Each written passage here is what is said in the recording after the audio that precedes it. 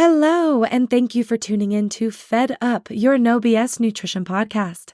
I'm your host, Kayla Marie, certified personal trainer and nutrition specialist, working with clients since 2014. After swimming up diet culture's bullshit stream for so many years, I am fed the absolute up with how miserable it's making people feel when we are supposed to be getting healthier.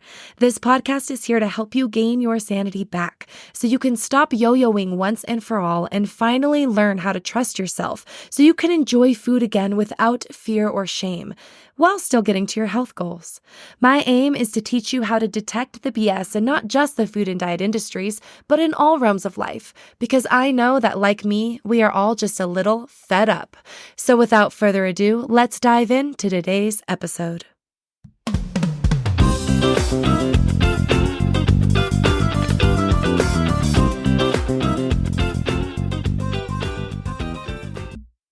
Hello and welcome back. Thanks so much for being here. Today we are going to go over 3 areas of your life that are most likely affecting your nutrition habits and your nutritional choices. That when we look at these lifestyle factors and we work on improving them and showing them some love and attention, it can make eating healthier a whole hell of a lot easier and make your subconscious and your conscious eating behavior, decision-making, all of that much more intentional and easier to accomplish long-term. So what we are looking at is these 3 areas of your life are not actually going to be what you're eating, but it does affect what you're choosing to eat and how much you're choosing to eat and when you're choosing to eat. So when we look at these areas of our life, you're going to find you have better self-control, better appetite regulation.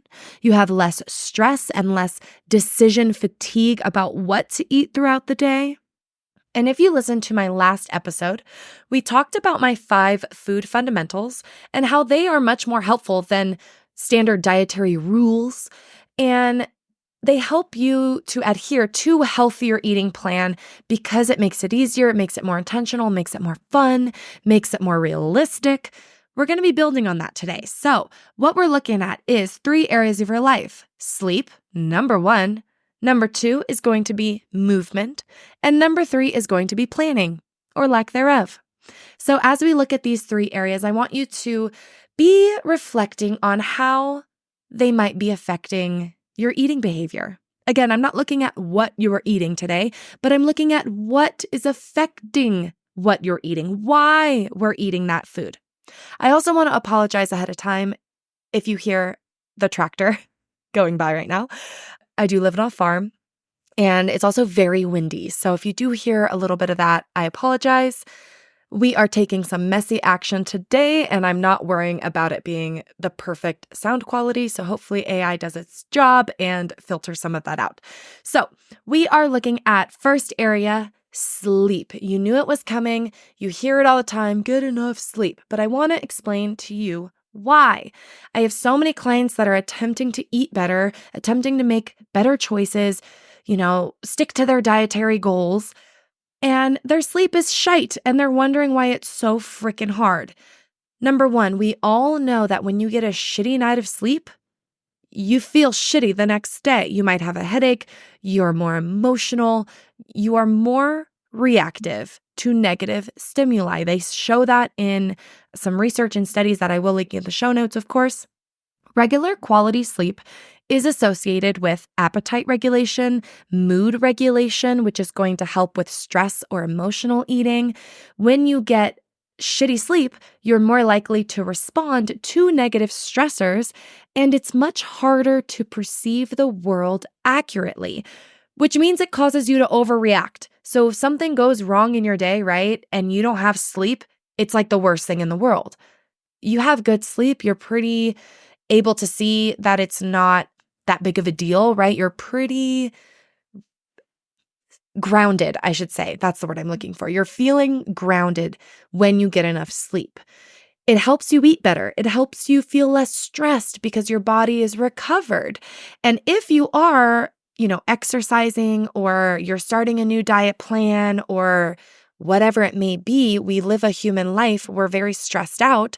If you're not recovering from that stress by getting quality, long duration sleep, you are not going to feel recovered and you're going to get sick more likely. You're going to have muscle aches. You're going to have all of these physical symptoms that a lot of times we go out and seek help for.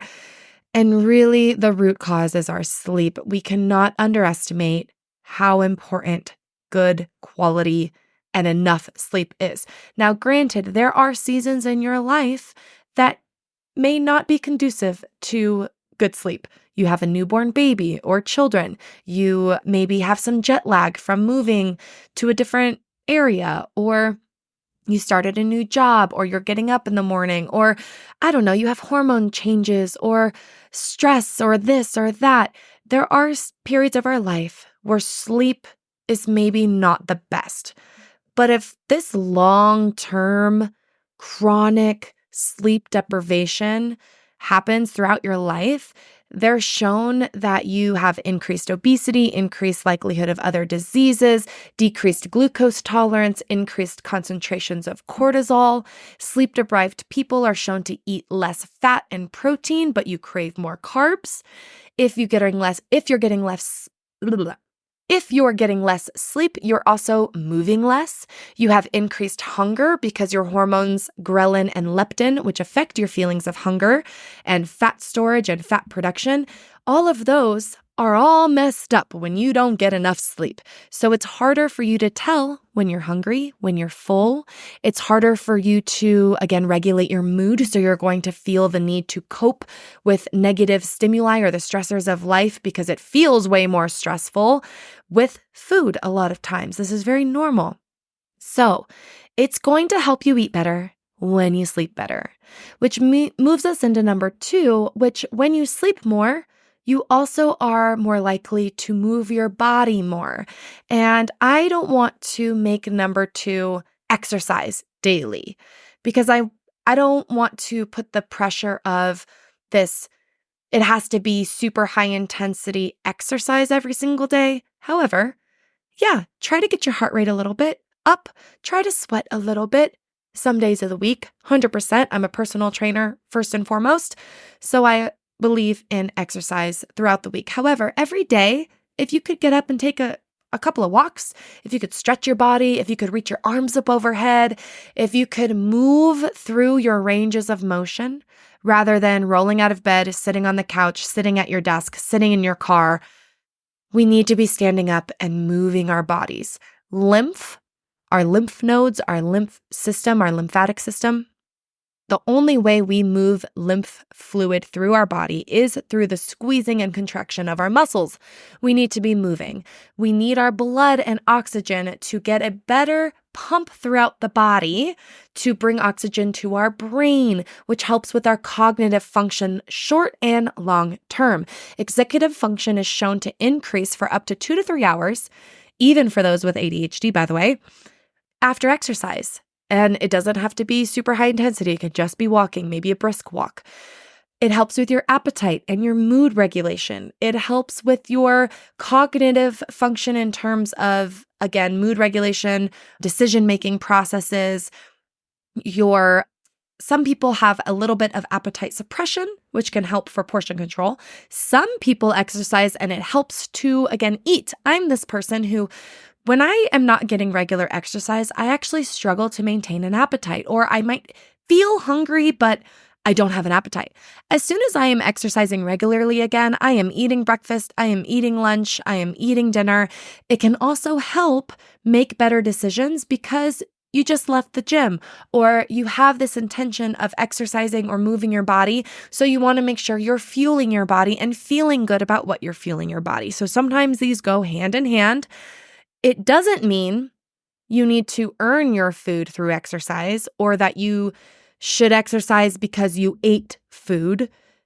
I don't want that to be misconstrued. We deserve to eat regardless of if you exercise today, and you should exercise, but in and of itself, okay?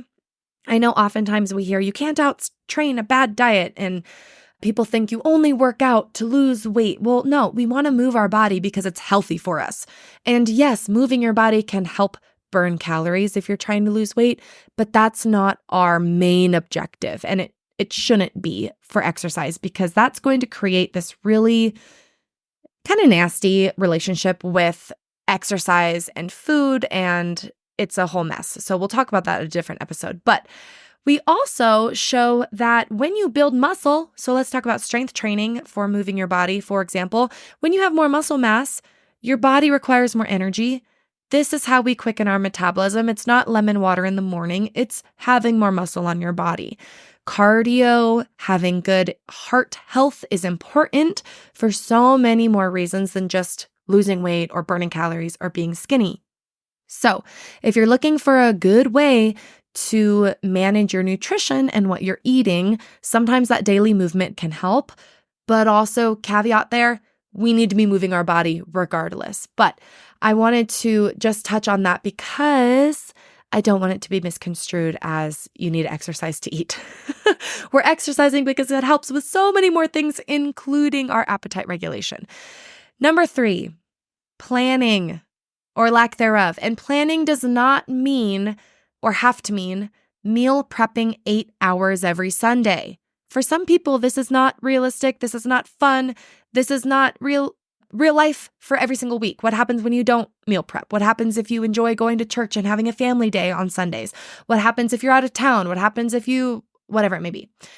I look at planning as much broader of a concept of packing your lunch, of planning what you're going to be eating for breakfast or dinner that week, or having some sort of idea of Mondays are meatloaf, Tuesdays are tacos, having some type of structure with the time you eat, not because there's a magical time, but because having that routine of breakfast is at 7, lunch is at this time, dinner's at this time. I have a pre-workout snack, a post-workout snack, a pre-bedtime snack. We do this for children, and then we end up adults and we're like, it's a free-for-all. I never eat. Or you eat all day long and there's just no appropriate, regular, proper times. Another thing is planning does not have to look like Tupperware, white rice, broccoli, and tilapia. It can look like planning to cook a little extra at dinner time so that you can have leftovers for lunch the next day, so that now you're bringing lunch to work rather than eating at the cafeteria, vending machine, or going through a drive-thru, or skipping lunch altogether. It's about planning so that you have a plan. I've actually worked with somebody who they stopped at the gas station every single morning, and that's where they got breakfast. If I were to tell them, no, you have to cook a whole omelet in the morning every single day now, that's not going to happen. But instead we looked at, okay, well, what do you normally get at the gas station and how can we make that better? Or what's an easy thing that we can actually have at home that mimics kind of what you get at the gas station and, get something, grab and go that way. So there are lots of ways to kind of adjust, quote unquote, planning that doesn't have to look like the bodybuilder 8 hours a day meal prepping on a Sunday. I've worked with so many clients that they try this and they do it for a few weeks and then it's like, well, then I went out of town, then I did this, then I did that. And it's so impossible to keep up. Dude, I have been training for 10 years. I have never kept up with meal prepping all day on a Sunday. Instead, what I do is I meal prep a few days a week, and I might prep by cooking a whole bunch of proteins. And now I have the protein ready to eat or ready to add to salads, ready to add to pastas, ready to, eat right out of the container or warm up really quick in the microwave rather than cooking the protein. Or I pre-chop my veggies or I pre-portion the salads, right? Rather than making the salads and having to grab each ingredient out of the fridge and each ingredient out of the, pantry and then making a salad on the go. This all can be part of planning. So what I work with my clients about is what makes sense for you. If you prefer to cook all day on a Sunday and that's feasible for you and you enjoy it and you do it all the time, freaking fine. If you like to order things like HelloFresh or things like pre-made meal prepping and that works for you, maybe we just do that for dinners, or maybe we only do that 3 times a week, but we work with what you are doing and what's realistic to you. But we have to find a routine. We have to find a way to stop pushing away our hunger cues, binging late at night, skipping lunch or forgetting our lunch. Let's have somewhat of a plan so that we can eat regularly. Sometimes that requires eating the same thing every day for breakfast, maybe the same thing every day for lunch and having a different dinner. Some people eat the same thing all the time and they're fine with it. I have clients that cannot do that. They will get very, very bored very, very quickly, and the plan will never work. So what I try to look at is, okay, yeah, what are we eating? But also, what are the lifestyle factors that are affecting those choices and our ability to make good choices?